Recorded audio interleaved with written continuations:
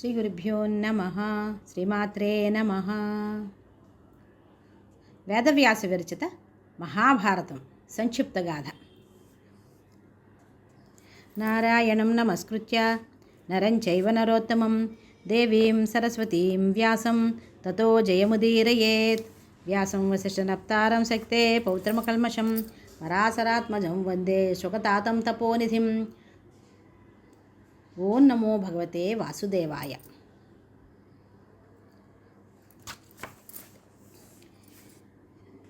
భీమసేన జరాసంధులు ఇద్దరూ యుద్ధ సంప్రదాయానుసారంగా పరస్పరం అభివాదాలు చేసుకుని చేతులు కలిపారు. మత్తేభశుండాల సదృశమైన భుజదండాలు కలవారు, బాహుపాశ చరణపాశ పూర్ణకుంభ ప్రయోగాలతో సాగించే పోరు ప్రేక్షకులకు అత్యంత ఆనందాన్ని కలిగిస్తున్నది. ఒకరినొకరు ముష్టిఘాతాలతో వేధిస్తుంటే పిడుగులు పడుతున్నట్టుగా, పర్వతాలు బద్దలవుతున్నట్టుగా ఉంది. వారు సింహగర్జనలు చేస్తుంటే దిశాంతాలు అదురుతున్నాయి. చూడవచ్చిన వారి గుండెలో గుండె నిబ్బరం లేని వారు వారి పిడికిటి పోట్ల ధ్వనులకే గజగజలాడి వెనక్కి వెళ్తున్నారు. ప్రకర్షణ, ఆకర్షణ, వికర్షణ, అనుకర్షణాది భేదాలతో ఒకరినొకరు నిర్విరామంగా హింసించుకుంటున్నారు. ఆ పోరులో కార్తీక శుద్ధ పాడ్యం నాడు ఆరంభమైన యుద్ధం త్రయోదశి వరకు సాగింది. ఆ పూట జరాసంధుడు కొంత అలసి ఉండగా భీమసేనుడు వానిని రెండు చేతులతో ఆకాశానికి ఎత్తిపెట్టిన క్షణంలో, భీమసేన, శత్రువు అలసి ఉన్నాడు, ఎందుకంత శ్రమ పడతావు అంటూ కృష్ణుడు గడ్డి పరుగును రెండుగా చీల్చి వ్యత్యస్తంగా, అంటే అటుపక్క ఒకటి ఇటుపక్కన ఒకటి పడేశాడు. అది సంకేతంగా భీమసేనుడు జరాసంధుని కిందకి పడవేస్తూనే వాని కాలు తన కాలితో నొక్కిపెట్టి రెండవ కాలు చీల్చి రెండు ముక్కలైన దేహాన్ని అటు ఇటు పారేశాడు. బాధతో జరాసంధుడు, సంతోషంతో భీమసేనుడు చేసిన సింహనాదాలకు గిరివ్రజం దద్దరిల్లింది. జరాసంధుని వధించగానే అతని కుమారుడు సహదేవుడు వచ్చి శరణు వేడగా వానికి అభయమిచ్చి తిరిగి వచ్చారు. జరాసంధవధతో పాండవుల కీర్తి నానా దేశాలకు వ్యాపించింది. భీమార్జున నకుల సహదేవులు 4 దిక్కులకు విజయయాత్రకు బయలుదేరి 4 దిక్కులలో ఉన్న రాజులను జయించి కానుకలు తెచ్చారు. దిగ్విజయయాత్ర పూర్తిగానే ధర్మరాజు యాగ సన్నాహాలు ఆరంభించి మిత్ర సామంత జనానికి ఆహ్వానాలు పంపాడు.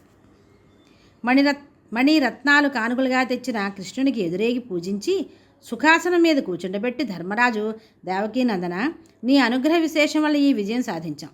ఈ సంపదలన్నీ దాన ధర్మాలకు వినియోగించాలని ఉంది. నువ్వు అనుమతిస్తే యాగదీక్ష వహిస్తాను అన్నాడు. చిరునవ్వుతో అంగీకారం తెలిపాడు దేవకీనందనుడు. ధర్మరాజు యాగావసర వస్తు సామగ్రి సమకూర్చే భారం సహదేవుని మీద ఉంచాడు. వ్యాసమహర్షి వేదవిధులతో విజయం చేశాడు. ఆయనకే బ్రహ్మపీఠం ఇచ్చారు. సునాముడు సామగానానికి నియోజితుడయ్యాడు. పైలుడు, ధౌమ్యుల వారు హోతలుగా, యాజ్ఞవల్క్యుడు అధ్వర్యుడుగా, వీరి శిష్యులు సప్తహూతలుగా నిలిచారు. వేదవిధులు స్వస్తి పలికారు. యాగశాల సత్కథాగోష్ఠులతో, నృత్యగానాలతో, ధర్మమీమాంసలతో నిండి ఉంది. ఎవరికి ఏ అవసరాలు వచ్చినా ఉత్తర క్షణంలో వాటిని నెరవేర్చడానికి పరిచారకులు అప్రమత్తంగా ఉన్నారు. విశ్రాంతి మందిరాలన్నీ చంద్రకాంత శిలావేదులతో, పన్నీటి వాసనలతో, అగరు ధూమాదులతో ఆహ్లాదం కలిగిస్తున్నాయి. భీష్మద్రోణులు ఉభయులు ధర్మజునికి వచ్చిన కానుకల రక్షణలో ఉన్నారు.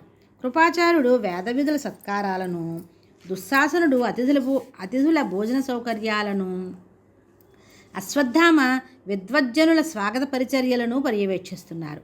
కురువంశవృద్ధులైన బాహ్లీక, సోమదత్త, ధృతరాష్ట్రులను సుఖాసనాల మీద ఆసీనులను చేశాడు నకులుడు. వచ్చిన కానుకలను అందుకోవడానికి దుర్యోధనుడు నిలిచాడు. మహామంత్రి విదురుడు అవసరానుసారం వ్యయశాఖకు ధనం అందిస్తున్నాడు. విద్వాంసులైన విజ్ఞుల పాదప్రక్షాళనను వాసుదేవుడు స్వయంగా నిర్వహిస్తున్నాడు. నిరతానదానంతో, నిర్విరామ సత్కాలక్షేపంతో, నిరంతర వేదఘోషతో సత్యలోకాన్ని స్ఫురింపజేస్తున్నది యాగశాల.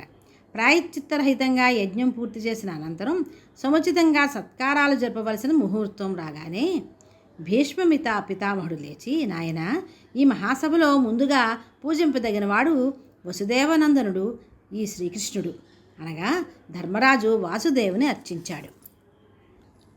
వసుదేవసుతం దేవం కంసచాణూరమర్దనం దేవకీ పరమానందం కృష్ణం వందే జగద్గురుం. స్వస్తి. శ్రీకృష్ణ శరణం మమ.